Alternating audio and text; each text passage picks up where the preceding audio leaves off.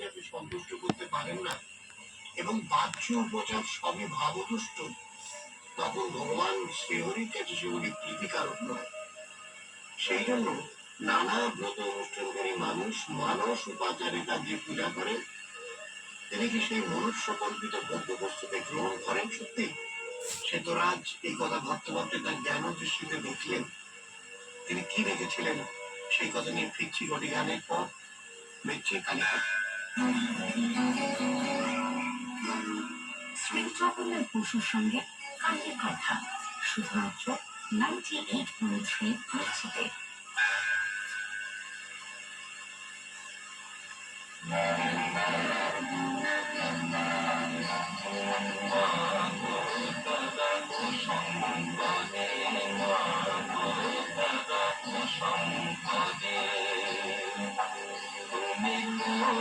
বিচারে আমার উপর করলে দুঃখের বিক্রি যাবে, কোন বিচারে আমার উপর করলে দুঃখের বিক্রি যাবে, দাদা প্রসঙ্গে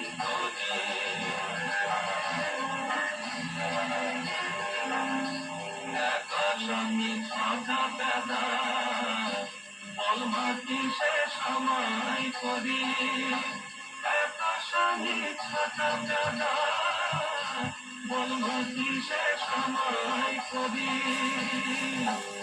আমার ইচ্ছা করে ওই ছাটারে গরম খাইয়ে কানে মারি, মাগো দানা প্রসঙ্গে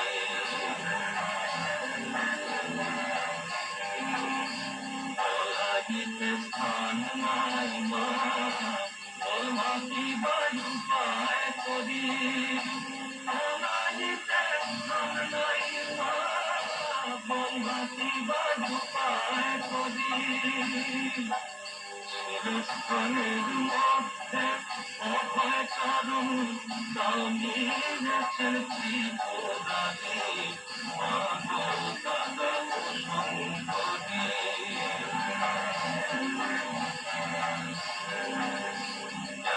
রাজা কৃষ্ণচন্দ্র তার নামে নিলাম জারি, রাজা কৃষ্ণচন্দ্র তার নামে নিলাম জারি, রাম প্রসাদে ঠেকালে বসে নাচরাজ কুমারী, প্রসাদে মা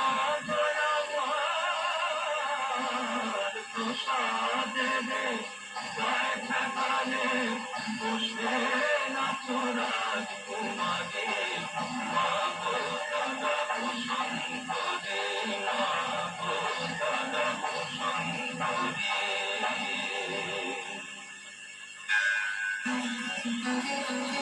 কেমন লাগছে কালী কথা? আপনার মতামত আমাদের জানান হোয়াটসঅ্যাপ করে 7890983983 নম্বরে। আর শুনতে থাকুন কালী কথা 98.3 মির্চিতে। শুনছেন কালী কথা শুধুমাত্র 98.3 মির্চিতে, সঙ্গে জগন্নাথ বসু।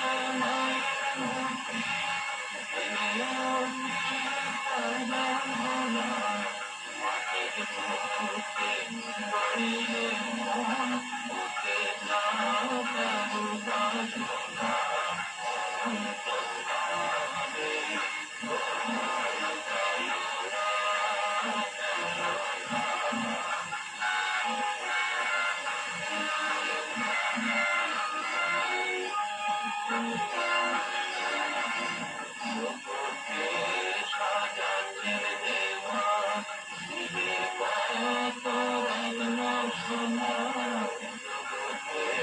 সাজাচ্ছেন দেওয়া দিলে কত রত্ন সোনা মন লাগে সাজাতে দিলে আর ডাকের ভাবনা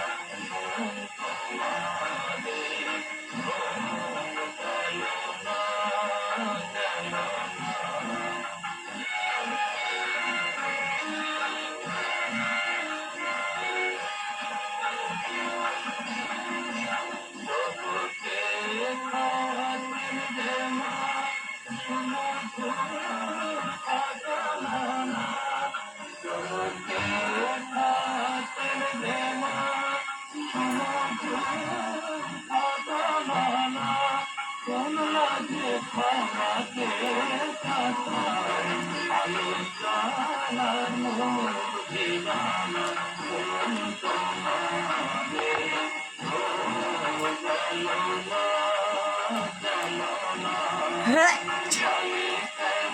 হ্যাঁ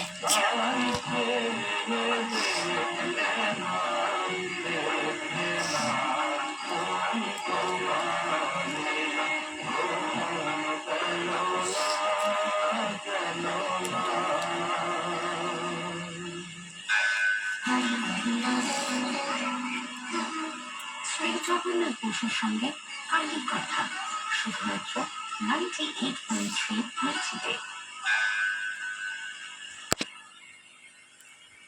ওম গণেশায় নমঃ ওম গণেশায় নমঃ ওম গণেশায় নমঃ ওম বিষ্ণু ওম বিষ্ণু ওম বিষ্ণু প্রভুদিনে কিমা চরম তিষ্ঠানে শক্তি মোহনায় ঘটি করে ওম গণেশায় ওম বিষ্ণু তার দেয়া অন্ন পানাদি সবই গ্রহণ করছেন।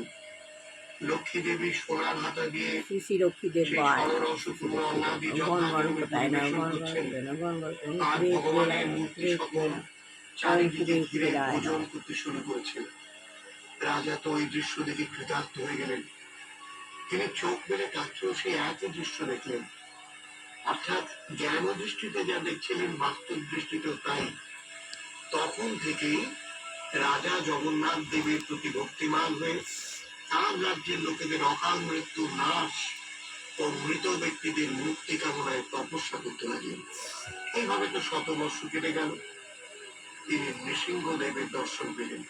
দেখলেন তিনি যোগ পদ্মাসনে বসে, বাম দিকে তার লক্ষ্মী বিরাজিতা, মুখে তার ঈষৎ আমি হাসি, আত্মা শান্ত সকলে তার সন্তুষ্ট স্তুতি দুর্নীতি করছেন। মাঝখানে সে অবস্থিত তো রাজা তাকে দেখে দেখলাম বিস্ময়ে চিন্তায় ভয়ে গিয়ে মাটিতে মিথিলা বুকে প্রণাম পরিণতি করে নিয়েছি তুলসী নৃসিংহ চাল দেব হয়ে তখন সঙ্গে নিয়ে ক্লেশ পাপ সুস্থ সেই তো কর্মকর্তাতে রাজকে মাটি ছেড়ে ল্যান্ড উঠে হয়ে পড়ে ধীরে বলেন, ধীরে শুয়ে ফিরে বার হয়ে আমি মানুষ তোমার হয়ে ভক্তিতে অত্যন্ত তুষ্ট।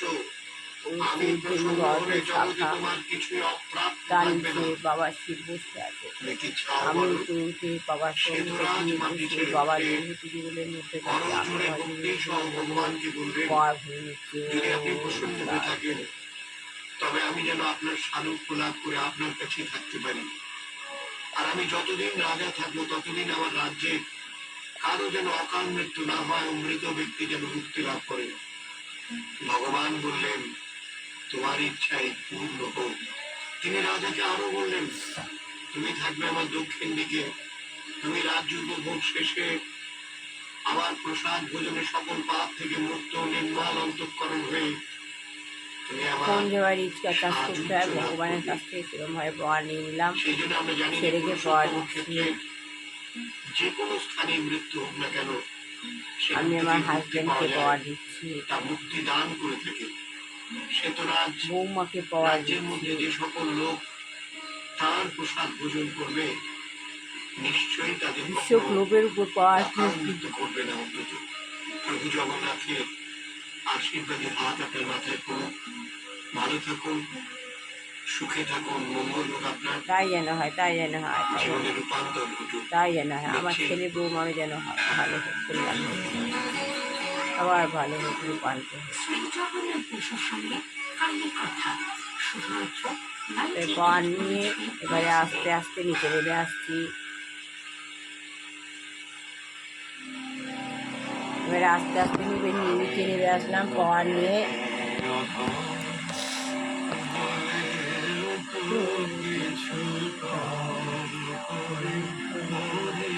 এইভাবে সনাতন ধর্ম খুব পাওয়ারফুল। আমি খুব মনে করি যে এগুলো সবার নিষ্ঠার সঙ্গে করা উচিত।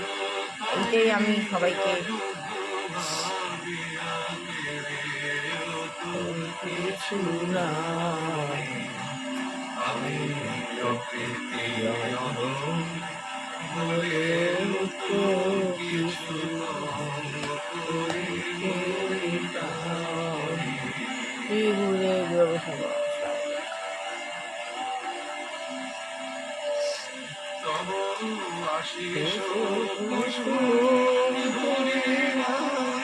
মা সরস্বতী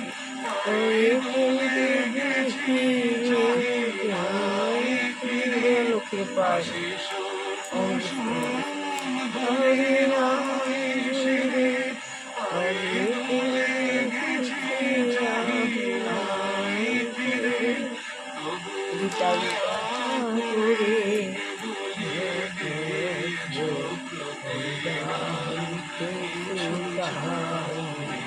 আমার ভগবান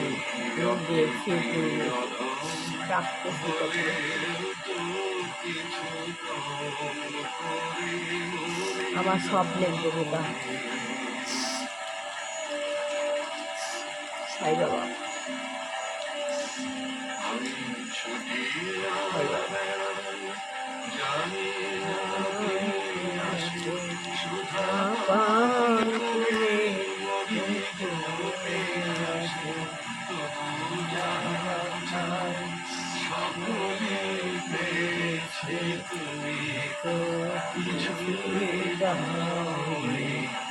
আত্মীয় নামে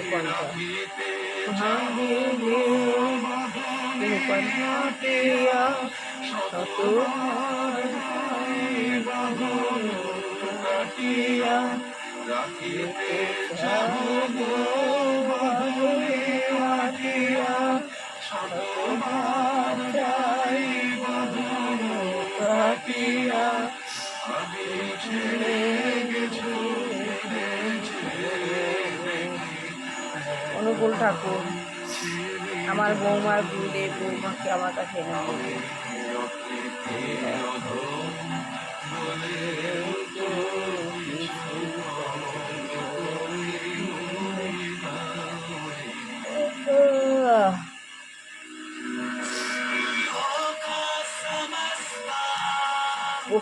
প্রফেসর কর্মমূর্তি বলছেন, না শ্রী প্রভুপাদ বলছেন,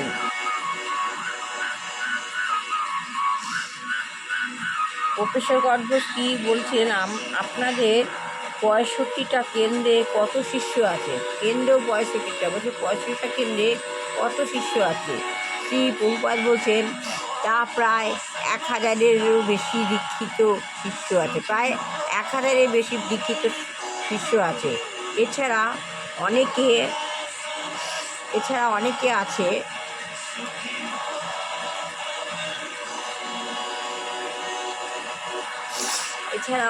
আছে যারা পুরোপুরিভাবে দীক্ষিত হয়নি, আরও অনেকে যারা পুরোপুরিভাবে দীক্ষিত হয়নি। এখন শ্রী প্রভুপাদের দীক্ষিত শিষ্যের সংখ্যা প্রায় 7000, না হ্যাঁ, তাহলে এখন প্রভুপাদের যে দীক্ষিত শিষ্য, তার শিষ্যের সংখ্যা হচ্ছে 7000। যে 1000 শিষ্য আছে তারা সকলেই খুব নিষ্ঠার সঙ্গে সমস্ত নিয়ম মেনে চলে। যত 7000 শিষ্য আছে, যত শিষ্য আছে সব শিষ্যই খুব নিষ্ঠার সঙ্গে নিয়ম মেনে চলে। যেমন এই সমস্ত ছেলেমেয়েরা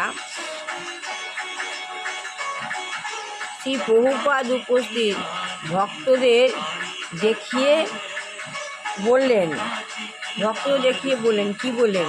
প্রফেসর ওয়াডভস্কি, কিন্তু তার অর্থ কি এই যে আপনার শিষ্যরা পাশ্চাত্যের যা ইউরোপীয় বিশ্ববিদ্যালয় শিক্ষা ব্যবস্থাকে পরিত্যাগ করে, বিশ্ববিদ্যালয়ে পরিচ্ছন্ন বিশ্ববিদ্যালয়ে পড়াশোনা করছে, এমন ছেলেমেয়েরাও কি দীক্ষিত হয়ে আপনাদের সঙ্গে যোগ দিতে পারে? যারা বিশ্ববিদ্যালয়ে পড়াশোনা করে তারা কি, এমন ছেলেমেয়েরাও কি দীক্ষিত হয়ে আপনাদের সঙ্গে যোগ দিতে পারে? শ্রী প্রভাত বলছেন, তারা যদি আমাদের সঙ্গে থাকতে চায়, এইসব ছেলেমেয়েরা যদি আমাদের সঙ্গে থাকতে চায়, আমরা তাদের সাদরে গ্রহণ করি। তা যদি না হয় তবে তারা আমাদের সঙ্গে মেলামেশা করে, তা যদি না হয় তাহলে ওনাদের সঙ্গে মেলামেশা করে, আমাদের বই পড়ে, পত্রিকা পড়ে, আমাদের ভাবধারা, আমাদের দর্শন বুঝতে পারে, বই পড়ে, পত্রিকা পড়ে আমাদের ভাবধারা বুঝতে পারে। এমন নয় যে সকলেই হঠাৎ এসে শিষ্যত্ব গ্রহণ করে আমাদের সঙ্গে যোগ দেয়, এমন নয় যে হঠাৎ এসে শিষ্যত্ব গ্রহণ করে যোগ দেয়। প্রথমে তারা আসে, মেলামেশা করে, বুঝতে পারে, তারপর নিজেরাই মন স্থির করে। আমরা কখনোই কাউকে জোর করি না। তারা স্বেচ্ছায় শিষ্যত্ব গ্রহণ করতে চায়, তারা স্বেচ্ছায় শিষ্যত্ব গ্রহণ করতে চায়, আমাদের আদর্শকে মেনে নিতে চায়, শিষ্যত্ব গ্রহণ করতে চায় এবং মেনে নিতে চায় আদর্শকে। একটুখানি পড়লাম, ভালো লাগলে লাইক শেয়ার কমেন্ট অবশ্যই করবেন। সবার ভালো হোক, কল্যাণ হোক, মঙ্গল হোক, দুষ্টু বাচ্চা মানুষের মতো মানুষের হোক, বিবাহিত ছেলের বিবাহ হোক, চাকরিজীবী চাকরি হোক, যেসবগুলো দুরাচারী গৃহিণী হয়েছেন আমাদের পরিবেশে খারাপ হচ্ছে, ভগবান তাকে চেতনা দেয়, সরিয়ে নিই। আর এইসব বস্তু, এইগুলো আমাদের গুরুদেবের পুষ্পাঞ্জলি মন্ত্র। যে ঘরে কোনো বৃদ্ধ বৃদ্ধা, পিতা মাতা, যুবক যুবতী, কোনো মানুষ রোগ আক্রান্ত হয়েছে, ভগবান যেন তাকে মুক্তি দেয়। হরে কৃষ্ণ কৃষ্ণ কৃষ্ণ হরে হরে, হরে রাম রাম রাম হরে। আমার ছেলে বৌমাকে ভালো রেখো, কল্যাণ করো, মঙ্গল করো, ওদের সুমতি দিও, শত্রু দমন করো, সংকট মুক্ত রেখো। আমি একটা গল্প বলবো, জনক রাজার গুরুলাভ। সচ্চিদানন্দ স্বরূপ পরম আত্মা হলেন তিনি। জনক রাজার গুরুলাভ গল্পের নাম সচ্চিদানন্দ। সচ্চিদানন্দ হলো ভগবান।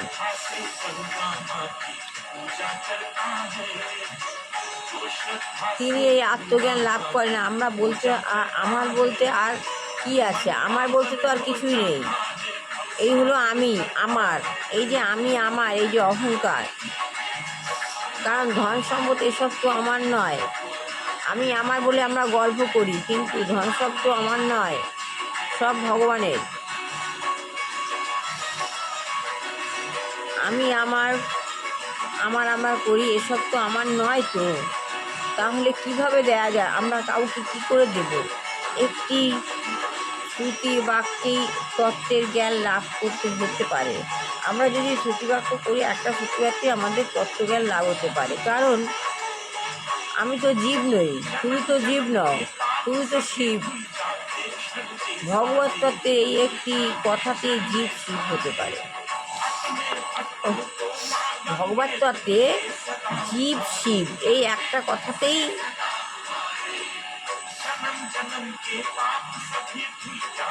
জীব শিব হয়ে যেতে পারে। এতেই গুরুলাভ হতে পারে, এতেই গুরুলাভ হতে পারে। এটা হচ্ছে দৃঢ়তা।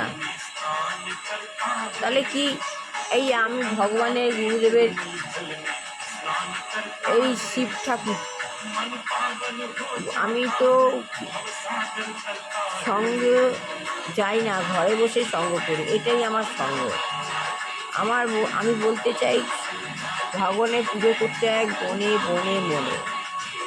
কোথাও গিয়ে মন্দির মসজিদ কোথাও যে ভগবান বসে আছে তা নয়, তুমি তোমার ঘরে বসেও ভগবানের নাম গান করে ভগবানের সঙ্গে দৃঢ়তা সম্পর্ক গ্রহণ করতে পারো।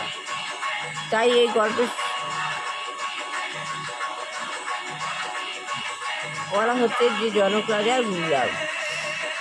একজন গুরু একটা রাখাল বালক ভগবান বলছেন যে কাকে সিংহাসনে বসাবে। গুরুদেব বলছেন যে কাকে গুরু করবে, মানুষের উপর ছেড়ে দিয়েছে। গুরুদেব বসে আছেন, গুরুদেব বলছেন আমার পায়ে খুব ব্যথা হয়েছে হাঁটুতে। এবারে আমার আসল ভক্ত কে, প্রকৃত ভক্ত কে, কী করে বুঝবো? তা গুরুদেবের পায়ে খুব যন্ত্রণা হচ্ছে, গুরুদেব পায়ে কাপড় বেঁধে রেখেছে। এবার বলছে যে গুরুদেব বলছেন যে আমার এই পায়ের একটা ঘা হয়েছে, এবারে আমার এইটাকে যে টেনে রক্ত বের করে খেয়ে নিতে পারবে সেই আসল ভক্ত। কেউ তো আসছে না। একটা রাখাল বালক মাঠে ছিল আশেপাশে আর কি, তার কানে কথাটা পৌঁছলো। তখন সে বলল আমি ঘুরে বলে চেল্লাচ্ছে, চেল্লিয়ে এসে সে অন্যান্য ভক্তরা ওই রাখাল বালককে ভেতরে ঢুকতে দেবে না এবং গুরুর পাশে আসতে দেবে না। সে তো চেল্লাচ্ছে যে আমি গুরুদেবের ঘা সারিয়ে দেবো, আমি রক্ত পুষে নেব। তখন সে সবাই ধাক্কিয়ে সরিয়ে দিচ্ছে। সে ছেলেটা গুরুদেব বলছে, অন্যান্য লোকেরা গুরুদেবের কাছে আসতে দিচ্ছে না। তখন গুরুদেবের কানে যে কথা পৌঁছল, গুরুদেব বললো ওকে আসতে দাও। সে এলো গুরুদেবের সামনে এসে বলছে আমি আপনার এই রক্ত যুক্ত যে ঘা আমি সারিয়ে দেবো। তখন কেউ যেতে দিচ্ছে না গুরুদেবের কাছে। সে জোর করে গুরুদেবের কাছে গিয়ে তার রক্ত টেনে নিলেন মুখ দিয়ে। সেই হলো আসল। গুরুদেব বলছেন এই রক্ত কেমন, বলছে খুব মিষ্টি। রাখার পরে বলছে খুব মিষ্টি। তো গুরুদেবের শরীরের যে রক্ত এইটা এত মিষ্টি, তাহলে গুরু সান্নিধ্য লাভ যে আরো কত মিষ্ট তা তুলনা করা যায় না। তখন গুরুদেব বলছেন এই আমার আসল ভক্ত। কেউ আমার রক্ত টেনে নেওয়ার সাহস করেনি, কিন্তু এই রাখাল বালকটি হলো আমার প্রকৃত গুরু। এই রাখাল বালকই আমার হাঁটুর ব্যথাটা মুখ দিয়ে রক্ত নিয়ে প্রমাণ করে দিল যে সে হলো প্রকৃত শিষ্য। তাহলে গুরুর প্রকৃত শিষ্য ওই রাখাল বালক প্রমাণ করে দিল। গুরুদেব বলল যে আমার এখানে কোনো ঘা হয়নি। বলছে রাখাল বালক বলছে যে গুরুদেবের পায়ের যে এত মিষ্টি, তাহলে গুরুদেবের সংস্পর্শ না কত মিষ্টি হবে। গুরুদেবের মুখনিসৃত বাণী কত না আমাদের পক্ষে ফলপ্রসূ হবে। এই বলছে, তখন গুরুদেব বলছেন আমার এখানে কোনো ঘা হয়নি, আমি শুধু পরীক্ষা করছিলাম আমার প্রকৃত ভক্তকে। গুরুদেব তার পায়ের ওখানে একটা পাকা আম বেঁধে রেখেছিল। এ তো বুঝতে পারলো না রাখাল বালক সেই রক্ত ওই কাপড়ের উপর দিয়ে টেনে নিল। পরেই বুঝতে পারলো যে গুরুদেবই আমাদের সব আহার সঙ্গের গুরু।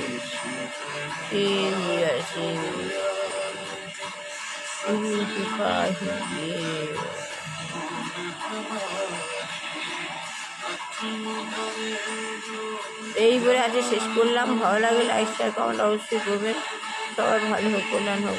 শিব শিব শিব হরে কৃষ্ণ হরে কৃষ্ণ কৃষ্ণ কৃষ্ণ হরে রাম রাম রাম হরে হরে শিব শিব শিব শিব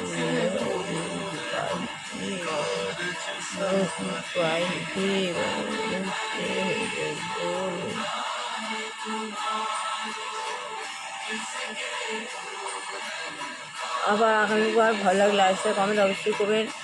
বারংবার বলছি, ভগবানের নাম গান করুন, কীর্তন করুক, এটা কোনো দেখানো নয়। ভগবান আমাকে করাচ্ছে, আমি করছি। এতে অনেক পাওয়ার আছে। মানুষ যখন তখন ঠাকুরের সঙ্গে কষ্ট হচ্ছে, মানুষ মরে যাচ্ছে। আপনি যদি প্রতি মুহূর্তে ভগবানের নাম গান করেন, শোনেন, কীর্তন করেন, এতে আপনার অনেক বেনিফিট। এই বলে শেষ করলাম। ভালো লাগলে লাইক শেয়ার কমেন্ট অবশ্যই করবেন।